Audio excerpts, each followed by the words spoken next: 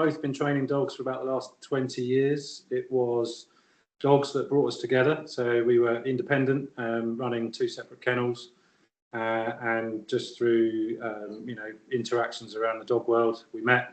We've joined our kennel together, and now we run Blackenvoy Gundogs, which is in the south coast, about an hour south of London.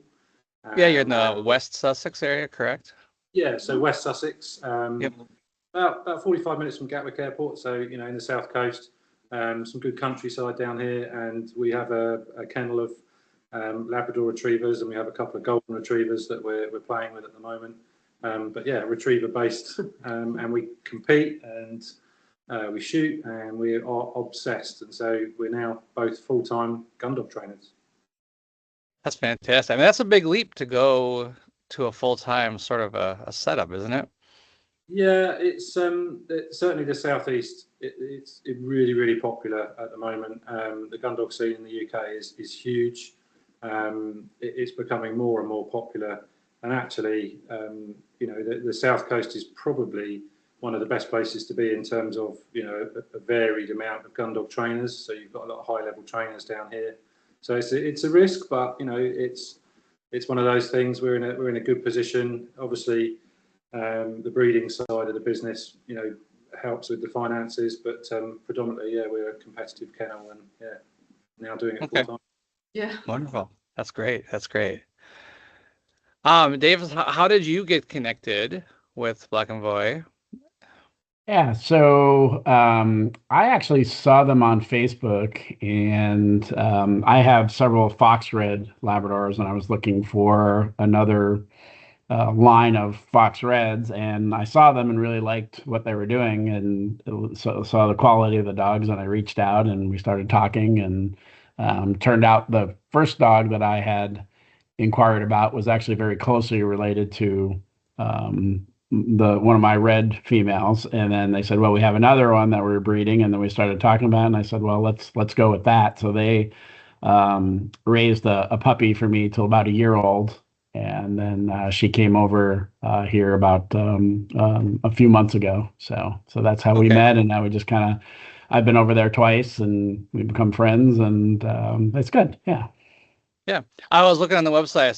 I saw your dogs, and they're beautiful looking labs. I've always had labs myself. I've got a yellow lab. She's right at the door, wanting to come out and sit next to me. But we've had to maneuver, keep them all away, because they're in all different rooms at the moment. Yeah. Yeah. Like, oh yeah. Basil get in your lap while we're on the phone. Yeah. Let's let her out. I'd let mine out here with me, but I know that somebody will go by and she'll all of a sudden, she's very cool and calm, and then all of a sudden somebody will trip her out. So we don't need the barking in the background. So have you, I know you've not been to the Minnesota Game Fair before. Have you been to the United States or Minnesota at all? Not ever been to Minnesota. Been to the States a few times, Florida, New York, but not for retrievers, not for hunting or working or just tourism. Yeah, just yeah, okay. Mickey Mouse. Exactly. Yeah, but we are very much interested in the hunting culture out there, the retriever culture, and I think there are some things that I think the UK could benefit from, definitely. Well, yeah, and that's what I wanted to talk to you about, since you have been here before, but this is your first time coming here to Game Fair. And obviously you're going to be talking at Game Fair about British labs and about training and different tactics and techniques that go into doing that. But I was just curious, from what you've seen so far with American Retriever culture, what are some things that you see that's either jumps out at you or surprises you? It is very different. The UK retrievers are trained very differently. I think we've been surprised by the e-collar usage and how frequent that e-collar usage is employed with training retrievers, and just the differences. Certainly you see the pups up on the tables with the force fetch and things like that. It's similar. We do it in a very different way, and so Again, the competitions are also very, very different. You know, we have a different style of competition, and so yeah, we're keen to explore both worlds really. Okay, what are some of those key differences that you feel is sort of worth pointing out and considering for Americans to think about maybe training in different ways? So the focus in the UK is, and this is one of the myths really, in that UK dogs don't have, or British dogs don't have drive. You know, because they are very steady, they are very calm. The focus here is on control, steadiness, manners, and so the Kennel Club that all our competitions are sort of licensed by put out judges' regulations, and within there are eliminating faults. So we have things like hard mouth, running in, making noise, and that would immediately preclude you from any kind of competition. So you could drive a very long way, step out of your truck, put your dog on the ground, makes a very tiny noise, it's lead back on, and you're back in the truck on the way home. Yeah, so off you go. Certainly we've seen, you know, in some of the early stage hunt tests and things, you're able to hold the dog, which we're absolutely not able to do here. It's all off lead, it's all manners, it's all the dog controlling itself. And there's a lot more emphasis, I think, in British Retriever competitions around the dog's ability rather than the handler's control of that dog, if that makes sense. Mm-hmm. So what, and maybe Dave, this is something more for you as well. But what are you seeing? Do you have folks communicating with you from the United States and connecting with you guys out there in West Sussex at all? Yeah, we do. Yeah, we've had a few people reach out to us actually. Our Instagram and our Facebook get quite a lot of comments on some of the things that we do. We obviously post a lot of videos, and certainly when we're picking up in the winter with 4 or 5 dogs, all off lead, all steady, all controlling their prey drive, we get a lot of focus and a lot of communication around that. You know, how do you achieve this? How do you get your dog calm?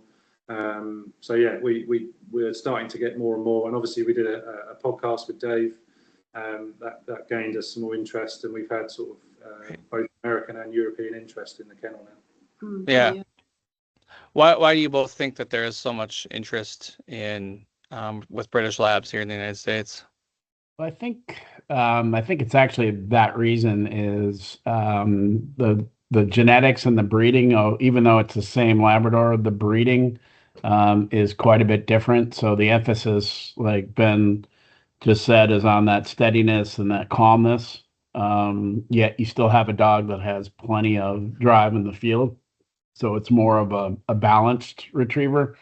And I think what's happened is a lot of the American hunting dogs, particularly like in the hunt tests and the field trials, they bred a very high drive dog, which would be great for that. But it's, it's like, kind of like giving a 16-year-old a Corvette, it's not really going to go well. So,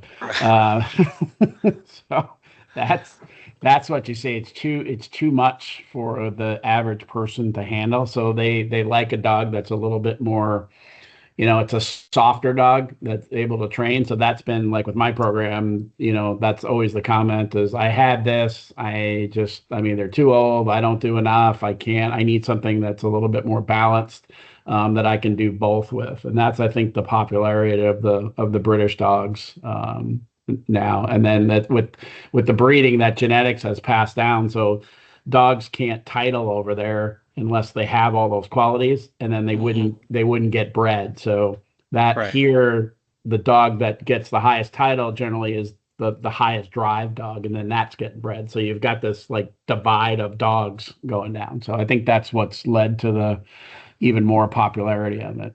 So okay. Any other thoughts on that, Sarah or Ben? Yeah, I think that sums it up really. We do want drive in our dogs, and they have huge amounts of drive, but we also want them to do absolutely nothing very easily. And they could sit for a couple of hours sometimes with nothing to do, birds raining down, bouncing off fences around them, and they should just lie there quietly and do nothing. And then when you say go, we want absolute fire. And a difficult thing to get. They're not, you will get some that don't have enough of that, and you'll get some that have got too much of that. And as Dave said, we only breed from the ones that have everything. The other get bred from. So I think we've both trained quite a few dogs actually, and those dogs with the high drive that can't control that are really hard work to train. It's not fun. No. You end up having almost a daily argument with that dog to get it under control, and it's breaking regularly, it's running in. We just don't take it out. Yeah, or you choose a different dog over that dog, and that dog gets left in the kennel. But the dogs that we have they're desperate to do it, and they're desperate to work with you, and that really translates to a more enjoyable experience and training. And we tend to make quicker progress actually with the lighter minded dog. Mm-hmm. What would you say is the big difference between a dog that listens and a dog that is just obedient? I mean, how do you build that relationship so that it's sort of a partnership and less so with the control based one? I think that's a big difference, isn't that? Yeah, the two differences for me are, you can have a dog that's under control, but it's not necessarily about the dog listening. You need a dog to be able to make good decisions. You need a dog to be able to think for itself, but actually work with you and work in a partnership. A dog that's listening to you and looking for a control. So you've sent the dog out on a blind retrieve. You've stopped it. It's turned. It's looked at you. An obedient, biddable dog is waiting for that next command. Is it left? Is it right? Is it push it further back? Is it, we've seen a vehicle coming in from the left. We don't want it to get run over. We've recalled it. We need that compliance. But the temperament tends to, the softer temperament tends to give you a better decision-making dog because they're not so anxious, they're not so flighty, and they're not, the mind's not running at 100 miles an hour. And we tend to get cleaner commands, we tend to get cleaner handling, and yeah, it just works better, I think. Right. Yeah. Okay.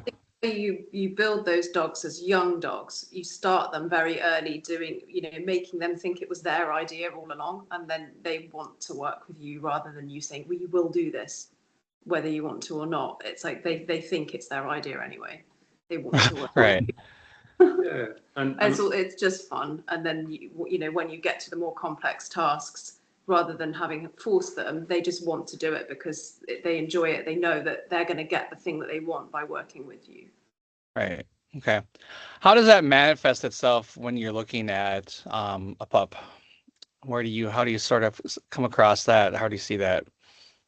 It's difficult to see it in a pup, to be honest, and we tend to play out young dogs for 8 to 12 months to see how that temperament develops. That cognitive capacity grows with the age of the dog, and you start to see things at about 8 to 12 months in the dog that might show this is the dog we want to push on, or this is the dog that's perhaps a bit more bloody minded and makes its own decisions and is less compliant or less wanting to work with you.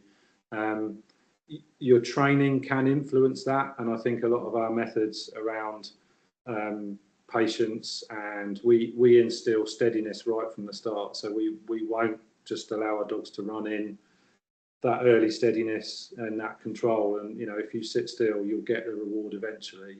Works very well, but yeah, it's difficult to see in a pup, and I think when we're thinking about breeding, we will look at not only the pedigrees. Do the pedigrees fit together? Are the health tests right? Are the in the British breeding system we have coefficient and estimated breed values for hips and elbows and things. But for us, really importantly, is the temperament. What are we putting together? Are we putting a hot dog with a soft dog? What are we going to get out of that? And we've been quite successful in producing trainable dogs that have gone off to other kennels and are now bringing home rosettes because the temperament is there. And so the pedigree can be brilliant, but if it's too both sides, you're having that headbanger of a dog and you're fighting and you're not making the progress. The dog's making bad decisions, it's running in. Temperament for us and that sort of mindset is everything. Okay. How does that, can you just say more about how that impacts you as you two are going through looking at building dogs and choosing pairs for breeding and then choosing pups? So we want to put the best of everything into the litter. So you can take a quite a sensitive bitch and put her to a harder dog and produce, you know, something that has got a little bit of each of that, you know, their qualities in it. So we've got Hopefully. it's not an Right. exact. Sometimes Yeah. it goes wrong, but we've got some quite soft, easily controlled dogs, and we might want to introduce into their next litter a harder hunting bitch who's got a bit more drive. But I do think you need to be careful with it. You know, it's like cooking a meal. You don't want to put all of the salt in one go. You might put a little bit of salt in and then taste it and see how you get on. But it's not an exact science, but with running forward with our lines, we tend to know what we're going to get from certain dogs. So we have a black dog called Ted, produces quite a hard-headed puppy. We have a red dog called Biggie, who produces a really calm, mannerly puppy, regardless of who they're put always to. easy to train, aren't they? No Always matter who easy you put them to. Yeah. Yeah, Okay. he does puppies. And I mean, with regard to choosing, I mean, in a litter, it's so difficult to tell. I mean, Right. which is why we will often run on, and I know in the States this is quite common as well, that you'll run on a lot from a litter, like you're 3 or 4, and then you won't decide until they're 6 months old. And you'll quite quickly see somebody's slightly more obedient and somebody's a bit more, wild, and you'll be like, okay, that's the dog I prefer. But at 8 weeks old, it's almost impossible, isn't it? It's easy.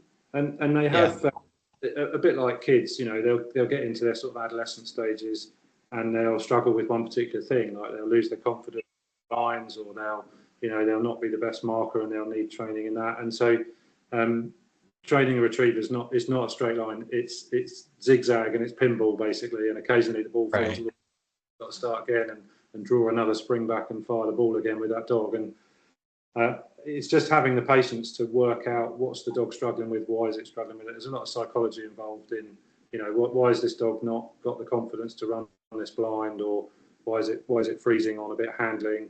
But yeah, you need the right ingredients to start with. Right. Okay.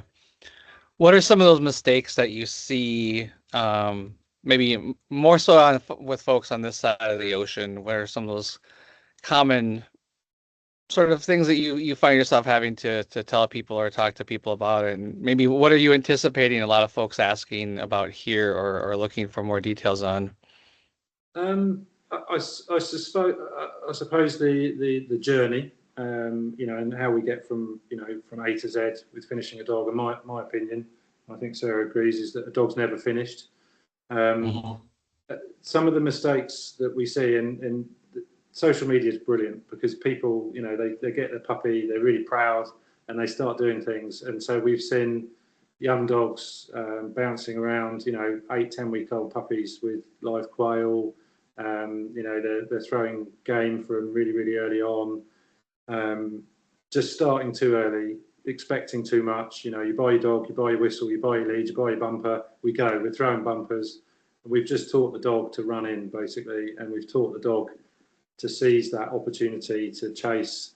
And I think some of the mistakes are just feeding the anxieties of the dog. So certainly from my point of view, the e-collar has a place in certain circumstances. I think if you've got an anxious dog and then you create a bit more anxiety, you can negatively feed those training aspects into that dog. And we're Right.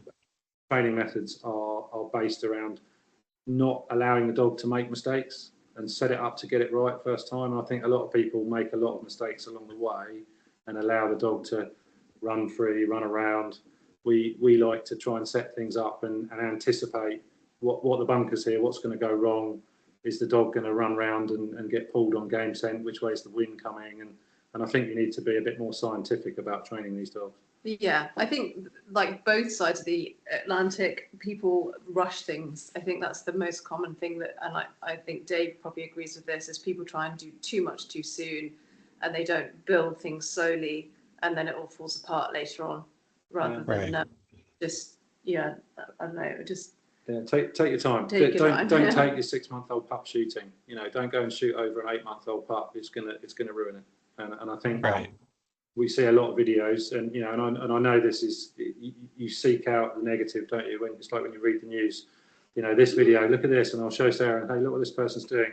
There's a lot of good stuff going on as well, which is why we're interested to come over and find out about how we can benefit our kennel by learning about some methods over there. But there's a lot of videos that show dogs being shot over at 8 months, and being put under a lot of pressure, and e-collars being used inappropriately and stuff. So yeah, just take your time. That's our advice. Yeah, definitely the time frame is here much shorter. Like, it's very common for people to try to hunt their dog on that first season. Right. Analogy I've heard a couple times is like red shirt, like a sports analogy. Just let them go a year and pick it up on the second year. They'll be a lot better off, because there's just, I think, too much thrown at a dog early, and then that's where you get the problems. Like Ben just said, putting them on pigeons when they're 9 weeks old and trying to create that drive, which the drive is generally usually not the problem. It's all the other steadiness, and then that, like, the obedience and putting that foundation down early and have a good steady dog and the control, and then if you have a properly bred dog, all of that's there. You can bring it out, but it's hard to, once you let that genie out of the bottle, so to speak. It's tough to put it back in. They've tasted it, and it's a hard thing to stop once they figure out they can do that. So right. Yeah. And certainly from a UK perspective, those eliminating faults, even outside of competition, noise, running in, you could see a shoot day set up where gamekeepers spent a significant amount of time maneuvering birds into a particular flushing point, and that the days cost tens of thousands of pounds to put on. An unruly dog could ruin that, and you wouldn't be invited back. So you don't want to be the person. There's a video going around in the UK about Fenton, the dog that's running to the deer park, but you don't want to be that person. But yeah, a good friend of mine said that it takes 2 full summers to train a proper gun dog. Yeah. How much time do you recommend to your clients with for their daily and weekly work with their pup and then their older dog? What's sort of your recommendation? Obviously, probably depends on the dog and the owner, but it depends on the dog. Some dogs want to just keep working forevermore, and it's like anything, isn't it? When you primary school, 4 to 11 years old over here, they do an hour's work, then they have a bit of a break, so short and sharp, put the dog away. Sometimes 20 minutes for a puppy, Yeah, I mean, I do 10 minutes with my puppies. If I had time, I'd do that twice a day, but I've got a few working on, so once a day for a puppy, 10 minutes, and that's enough that it takes it in. Any more than that, and they just start to go a bit baggy and they lose interest. And yeah, I'd rather do 10 really good minutes and then put them away again. Yeah, each day. We've got some older dogs that will train every day. We've got some older dogs that actually benefit from a day off. Yeah. It depends on the dog, but averagely, if you did 30 minutes a day, even with an older dog, 20 minutes with a puppy at most, split into 2 10-minute sessions. Short and often is better than train it for the whole day on Saturday. Right. Yeah, it keeps it fun, keeps it short, keeps it high interest, right? Mm-hmm. Okay. Yeah. We always try and finish on a positive note. So if the dog's struggling with something, we'll go back to something simple, finish on a simple mark. And sometimes, 20 minutes, even with an older dog, 20-minute session, and then put it away and let it have a think about it. And we might rotate our dogs while we're training. So we'll get a couple of older dogs out, we'll train those for 20 minutes, we'll put those away, and then we'll bring them back out again for another 20-minute session. But yeah, sometimes, over here we have full days worth of training, 5 or 6 hours for the open dogs. Right. They're now built up to that. Right. Yeah. Okay. Well, what is it that made you want to get into doing this professional, and what's that keeps you going? And that's for all 3 of you to answer individually. But what is the source of your drive and your pedigree with that? What keeps you going, and what makes you want to continue to push further with it? Go on, Dave. Yes, I don't know. It's probably an illness of some sort, I would imagine. Yeah, right. Agreed.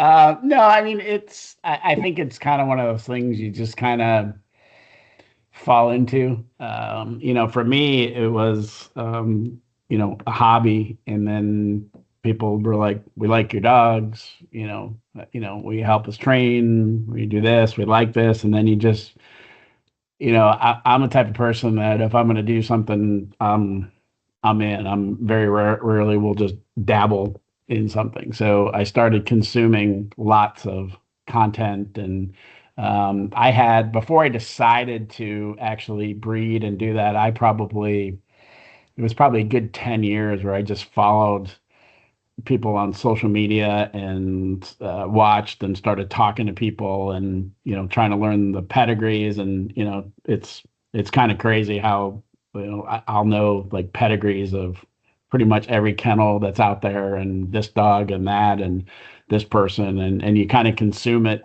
and then you start to see what you like. And then I said, all right, I'm gonna give this a whirl, and it just really took off. And I think from I think what's different, that there's obviously the British breed is a little bit different. There are quite a few British kennels in the U.S., but I don't think there's many that do are willing to go over to overseas, see dogs, make relationships, get good stuff, willing to spend the money on good quality product instead of just taking something here and breeding it. And I think there's a big difference of really trying to get the best stuff. So I said, if I'm going to do it, I'm going to do it right.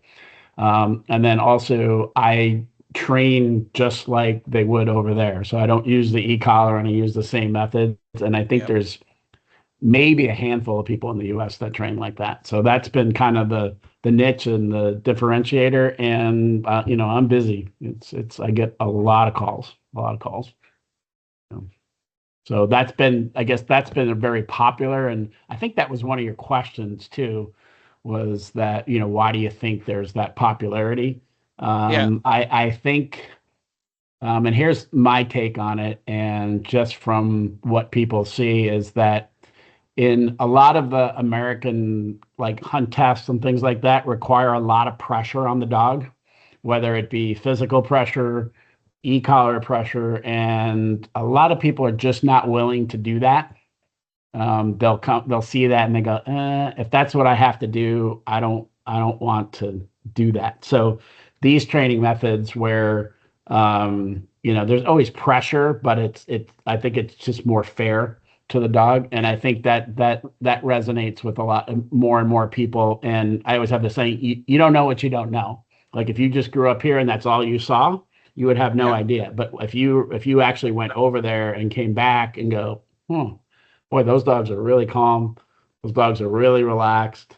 They're happy. They can do retrieves just as well. They have plenty of drive. But I don't need to do that to the dog. That's where I think the popularity is. That's why it's growing so much. That's just my opinion. Okay. Well, Ben, sir, what keeps you going? What makes you want to continue with it and only increase your involvement? It's a bit like gambling, to be honest. Certainly the competitive side of the gun dog world over here, it's a bit like gambling. You never win your money back, but the kudos, the status. But who wouldn't want to spend their day with dogs and puppies? Right. The social scene here is really, really good. I've got friends all around the country here, and now friends in Europe and the US, just from being involved with retrievers. And I think our office now is outdoors in the countryside, and I'm sure in the winter that will be less popular, less favourable for us. But developing something, pushing something on, and seeing something, it's like being proud of your child, really. This is a dog I've bred. This is a home dog that's won a competition that people are starting to pay an interest in. People want to use at stud. It's just pride and competitive nature, I think. But I think we both get a lot of reward out of just being around the dogs as well, and we're soothed by them. We have them in the house. We love spending time with the dogs, and for us, that just makes sense to do that now full time. Yeah. What else? Anything else, Sarah, about what keeps you going, or what made you get into it and want to stick with it? I mean, so I started just working my dogs. So for a long time before I met Ben, I just took them on shoots and I never competed with them. I just worked them, and I was really happy with that. And then I met him, and he said, "Oh, I'm going to this competition. Do you want to come to the competition too?" And I entered my dog, and I think I got like third. And I immediately went, "Oh, that was okay." All day I didn't enjoy it. All day I was like, I'm not really enjoying this. And then I got a third, and I went, oh, I want to get a second next time. And so then I kept going, and then last year ran in my first field trial, which I really enjoyed. I have to say, the working tests, which are done on dummies, I still don't really enjoy doing them, but it's a good way of seeing where your dog is. It's a good measure for how, what you need to work on. But the field trials, I absolutely love them. It's like adrenaline, but you get to watch other dogs working. It's like being on a shoot day, but also a competition at the same time. It's just, I absolutely love it. So yeah, it's still quite a new thing for me. But yeah, I think I'm addicted now. So that's What's happened is, I've been doing certainly the field trials a little bit longer than Sarah, but I've got my little black book of all the knocks and bumps and the don't do's, and the judge will let you get away with this or won't let you get away with that. And Sarah's diligently written all those things down, and now she's using them against me, and she's actually... Yeah, that's great. Was Mary Poppins that dog that was sort of your first big entry with it, Sarah? Yeah, so she was my first, and she was trained just as a working dog, never intended to be. She's just heard you say her name, and she's trying to get into the room. Yeah. Yeah. She's up in the chat. Yeah, she was just a picking up working dog, but I think I trained her quite well, and yeah, she's obviously I've had to do a lot more to get her to the level that she needs to be. But it's been an amazing journey. I've really loved every minute of it. It's not always been easy, and yeah, it's blood, sweat, and tears, but definitely worth it. And now I've got another couple of young dogs coming along, and they're just as exciting. I think that they'll hopefully do as well as she has. So fingers crossed. Credit to Sarah, really. She's trained Mary really, really well. And Mary is everything. She's completely at home around the house. She's calm, she's steady. But then when you ask something of her, she's absolute fire, and she marks brilliantly. She's very, very pacey dog. She'll come back, she'll deliver a retrieve, and then she just switches off again. And she's a beautiful, beautiful animal. So she's really the foundation of our joint kennel, and has produced. She's just peering she's staring through the window. She's produced. She knows. Got probably one of my best dogs, Biggie, is her son, and he just has all of her traits. And why would you not want to keep spending time with those lovely animals, really? Right, exactly. It's a blast. In the background, she's heard her name. They all know that they're being talked about. So, well, I appreciate the time, and I'm excited to meet you both in person, and Dave, see you again here at Game Fair. You'll be that first weekend, August 7th and 8th and 9th. And I'm excited that you'll be lakefront doing your seminar this year, so that'll be great. We are going to be able to do the lakefront. Okay. Yeah, breaking news. I was going to tell you that, like, no, I'd rather tell them in person here, or in person on the chat. But yeah, I've got you guys lakeside, so I assume you're leaving the dogs in Britain, and Dave, you'll be using your dogs in the. Yep, I'll have that, and then I have the dog that they raise, Sky, which is a Mary pup. Yeah. So Sarah can run her a little demo. Wonderful. Well, looking forward to that, and I know that a lot of the folks that'll be at Game Fair will be wanting to see that in person as well. So it's excellent. Yeah, that'll be fun. That'll be a lot of fun. Yeah. Okay. Well, thank you so much for all the time, and we'll see you at Game Fair. Alrighty. Thanks, Ron. Appreciate it. See you in a couple weeks. Sounds good. Thank you. Bye-bye. Bye.